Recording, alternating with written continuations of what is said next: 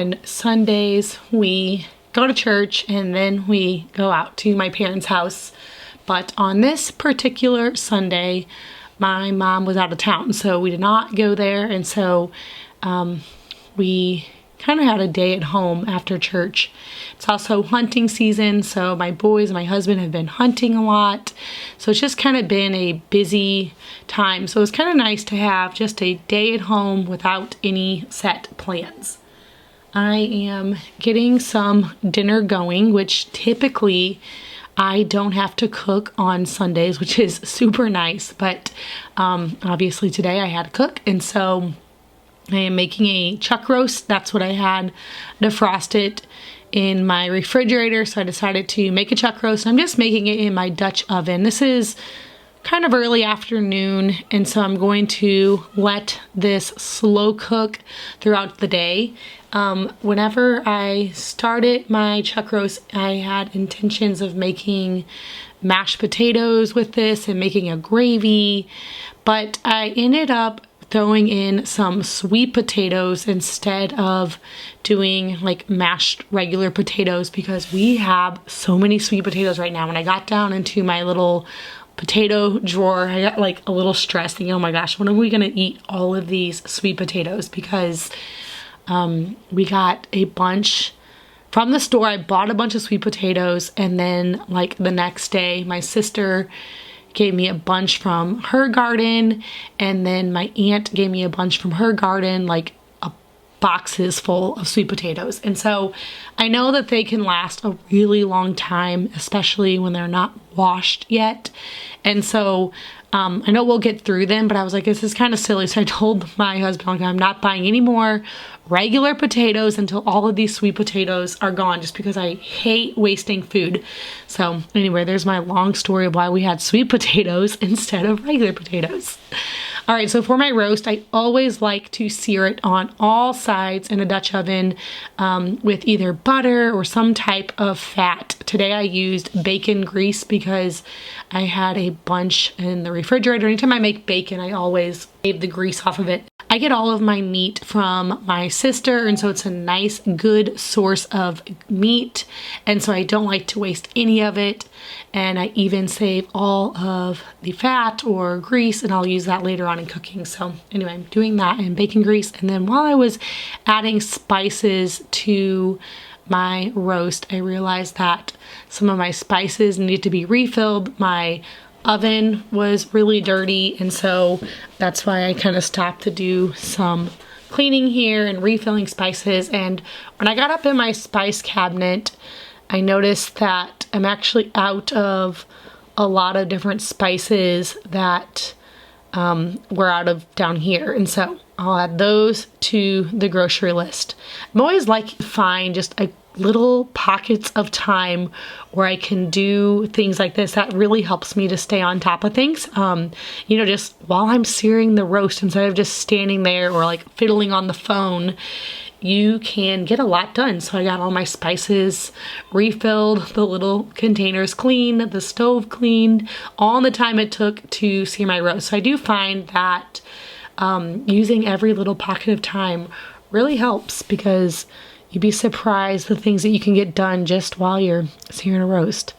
And clearly I should have used a funnel for this because I made a big mess, but I was able to clean it up. So I hate this spice cabinet, actually, this like narrow one right above my stove. When I first moved into this house, I was like, man, that's going to be so convenient, but I'm too short. I can't reach all of them, which is one problem. Two, the compartments for them are too short, and so like half my spices don't fit in the spots that I want them to, so it just gets really unorganized. I can't see it. My husband loves it. He can reach and like see everything. I have to like climb up on the counter to see it. So I love having my spice jars down here labeled where I can reach them. And I get a lot of questions about those. I always have them linked in my description box below, like the spice jars that I'm using. And then I got the labels off of my sister's blog, and I have, or actually I think it was a YouTube video, but I have that video linked below plus those jars. So if you're wanting those, because I get so many questions about them, you will see those down in the description box. I always like to lay my roast on a bed of onions, It just really adds a lot of flavor. And now I'm adding in just a little bit of broth, and then I did some Worcestershire sauce, and I will just put the lid on this and let it slow cook.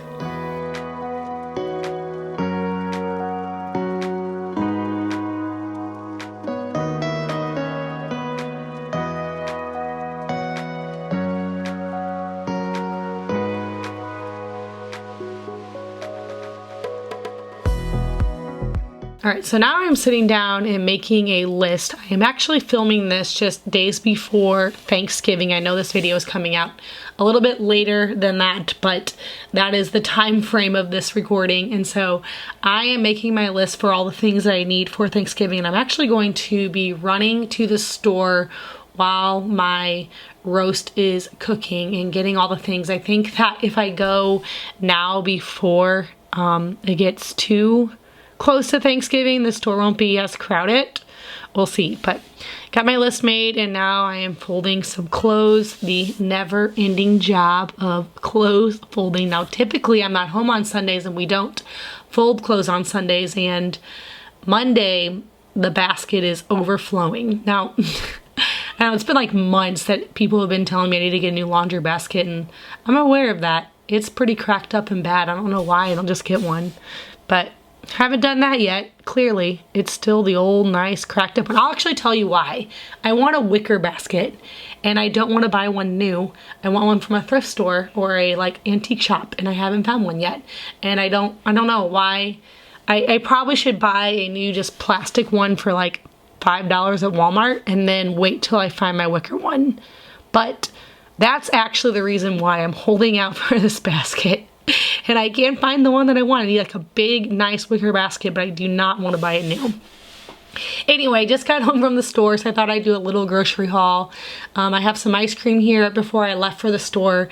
My husband said, oh, do you want to have a special night tonight? Which that is code for eat ice cream and watch movies after the kids go to bed. And so I was like, absolutely, I'm always on board for ice cream. We make our ice cream most of the time, but sometimes it's nice just to buy some ice cream from the store. So that's what that is. And then you see that tower of butter. All my kids helped me bring the groceries in, and my 3-year-old stacked every butter up like that. So there's my tower of butter. I got my turkey for Thanksgiving. I'm actually going to just put that straight in the fridge, let it start defrosting. I have a bunch of cabbage.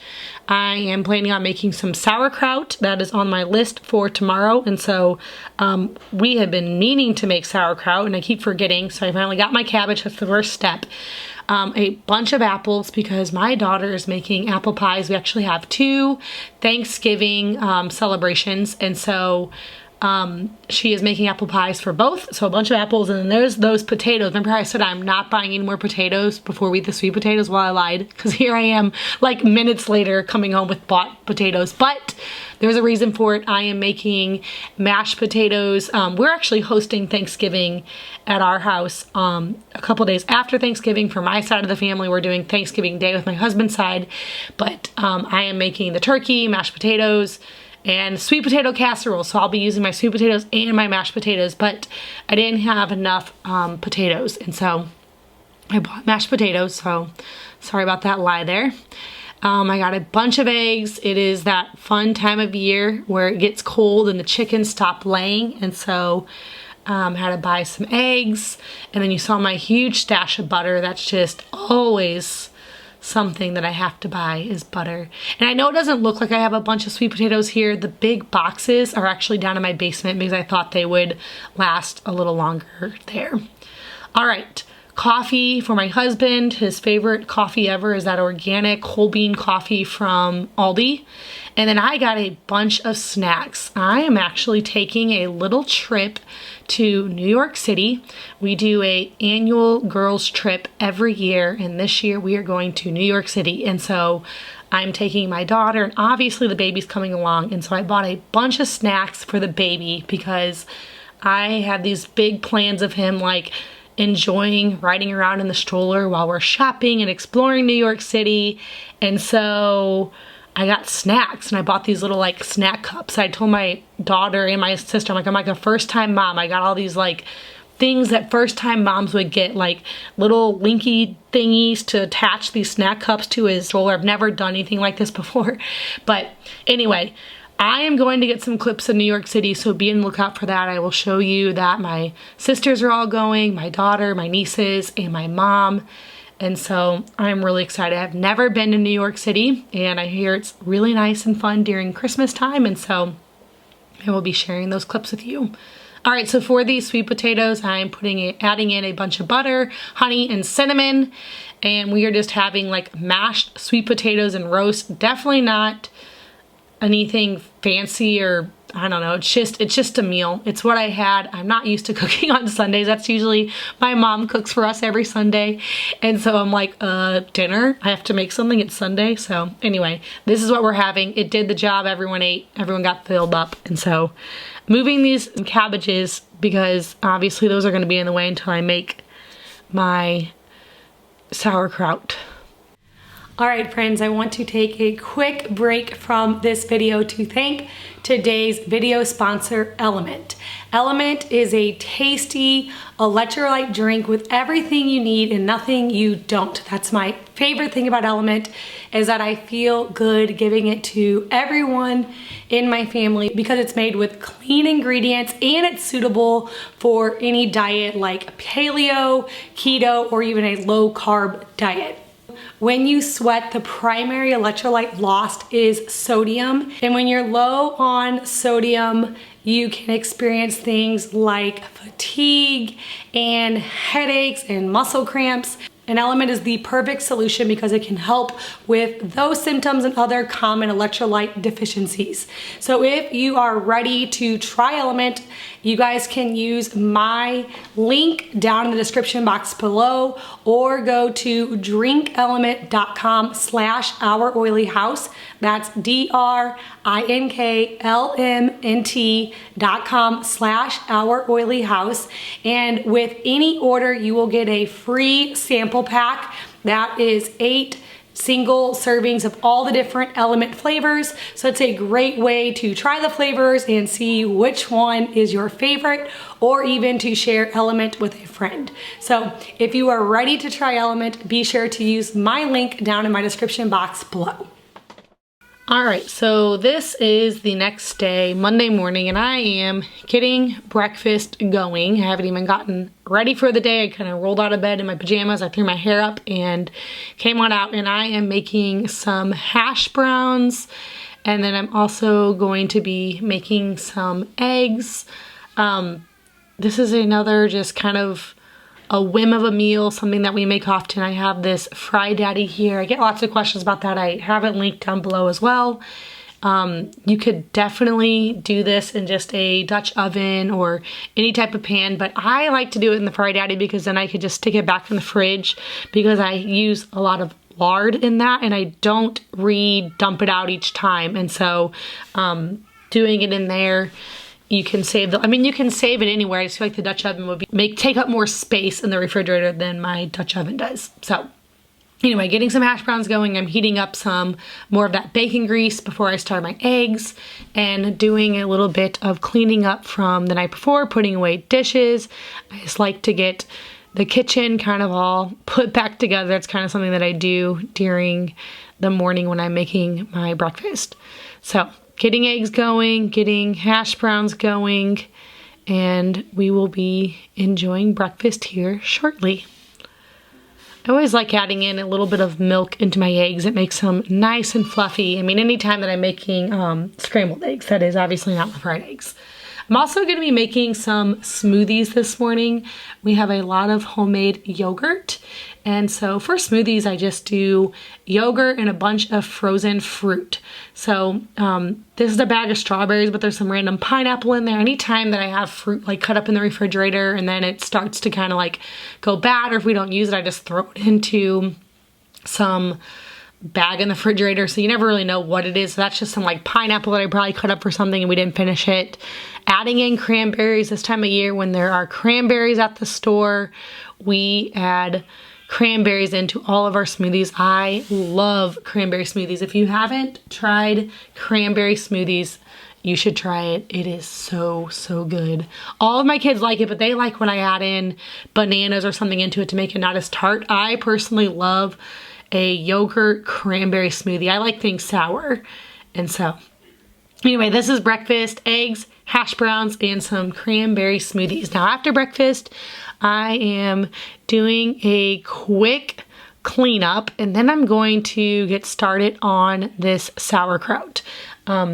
So you guys know I'm not a big dishwasher fan. I just find it easier just to quickly rinse and wash the dishes. And so that's how I do it. I get lots of questions about my dish soap I use, so I'll have that link for you guys down in the description box below. All right, so for sauerkraut, I find it easiest to just kind of work on this a little bit throughout the day. I kind of get it going and then I let it sit. When you cut up the sauerkraut, I mean, you can use a food processor. My family likes it best whenever it is chopped up a little bit thicker. So I get it all cut up and then I put about a tablespoon of salt per head of cabbage is my recipe, if you will.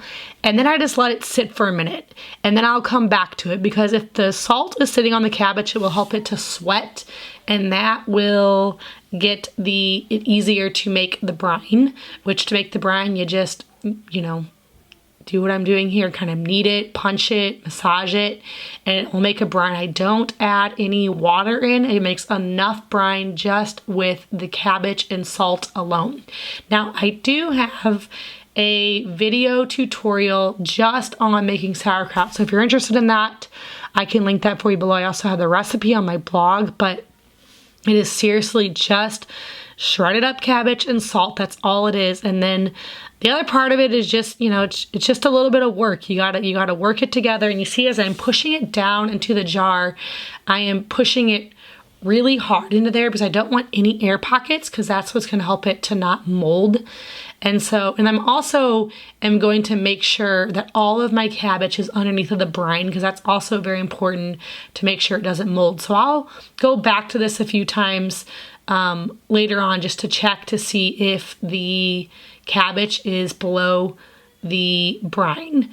And so the biggest part about making sauerkraut is the mess. It gets a little bit messy, but it's actually very easy. It's a great way and cheap way to get probiotics into your diet. So I put these little glass weights in there to hold the cabbage down, and then put these nipples on top. Now, you don't need anything fancy to make sauerkraut. You could just you can use the outer cabbage leaves as your weights and push them down. You can also, instead of using the nipples, just put your lid on really loosely, and then it can breathe. You don't actually need all of those things, but because I make sauerkraut so often, I have those, and it just makes it, I guess, a little bit easier, but not totally necessary. So now I just have it sitting over on the counter, and I'll let that ferment for weeks before it is ready to eat. So anyway, moving on to making lunch today, now that my sauerkraut job is done and all cleaned up, I am moving on to lunch, and I'm making a sourdough skillet. This is something I like to make when I don't have any meat to frost it, because I can make it with ground beef, and obviously when you're doing ground beef, you can do it from frozen. So doing my ground beef with onions and garlic, I'll add in some more veggies, and then frying up some potatoes, again in that bacon grease. And now I'm getting the sourdough topping for this. It's just sourdough starter, some eggs, seasoning, some melted butter, and then I do some baking powder. This recipe is on my sister's blog. Just search Farmhouse on Boone sourdough skillet. There's lots of ways to do this. You can do this with chicken, you can do it with beef, you could do it with turkey, literally anything. You can add in any vegetables that you want. There's no really real recipe. That's why I love it, because it can be made on such a whim and in so many different ways. But you probably will want to follow the recipe for the little topping if you've never made it before. And then you bake it, and usually I add cheese to the top of this, like the last 5 minutes of baking, but I didn't have any cheese, and so we did it without cheese today. All right, back to the job that never ends. Dishes. Oh boy.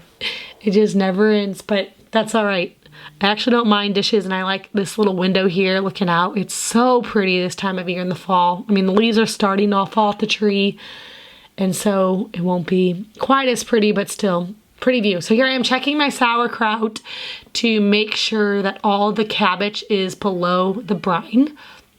And if it's not, you see this one wasn't quite, so I'm just pushing it down, then wait further down. I'll check it again later. Now this, I have them on this cookie sheet because eventually these will all just like soak over top, which like the next day this entire pan was filled with liquid from the brine. So I'm just keeping an eye on that to make sure that it's below the brine, because that's how you keep it from molding while it's out fermenting.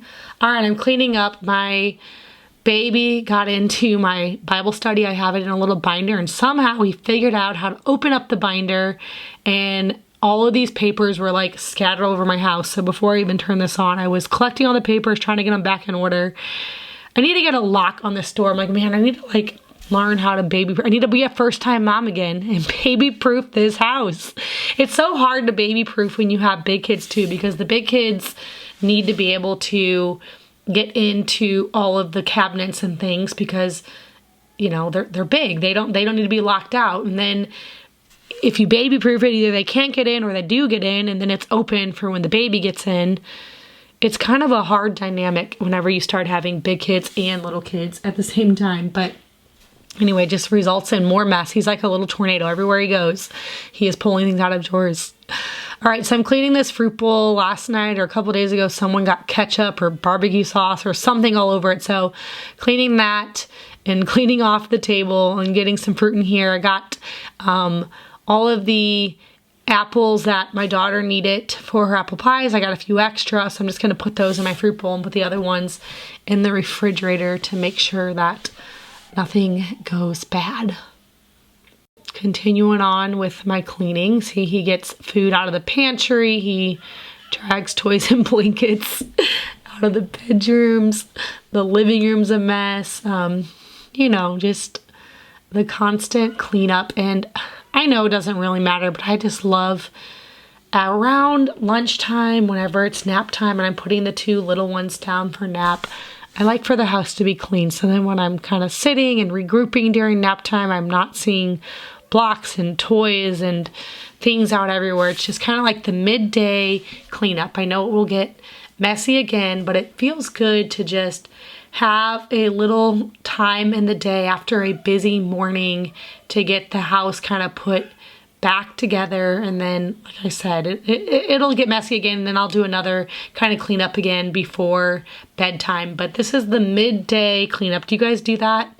Is it stupid? Should I just wait till the end of the day and clean? I know there's something about just like sitting in a quiet living room midday when the babies are napping and everything being put away that makes me feel good. All right, so now that the sourdough pie is done, I'm gonna go ahead and serve lunch. We love this with hot sauce. It's the way that we all like to eat. Even my kids drizzle hot sauce on top of this. I'm gonna go ahead and serve that up. I hope you guys enjoyed this video. If you're new here, please hit that subscribe button. I get out a new video every single week.